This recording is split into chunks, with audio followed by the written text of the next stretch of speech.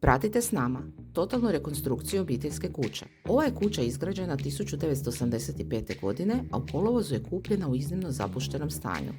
Novi vlasnici rade totalnu rekonstrukciju od podruma do tavana, a Bauštela HR ekipa ih prati u stopu. U ovoj epizodi totalne rekonstrukcije obiteljske kuće pratimo izazovnu zamjenu krova koja je započela montažom skele uz pročelje kuće. Potom se krenulo sa skidanjem starog crijepa i poprečnih letvi.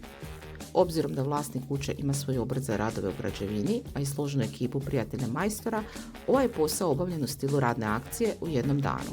I to je kiša po prvi put sve zaustavila, iako je prema prognozi ni tog ni sljedećeg dana nije trebalo biti. Kad se proljepšalo, započela je izmjena, dopuna i osiguranje drvene krovne podkonstrukcije.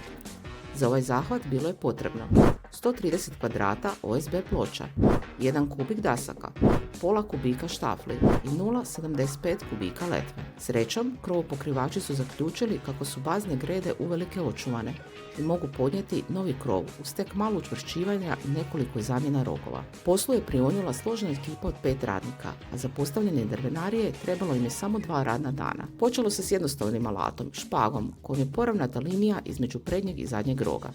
Zatim je obavljeno patovanje daskom kako bi se rogovi i fizički poravnali. Uslijedilo je postavljanje OSB ploča, a na njih paropropusne folije te potom kontraletve i letve. Prije postavljanja novog crijepa, a u pauzi između nekoliko pljuskova, svoj su posao obavili limari.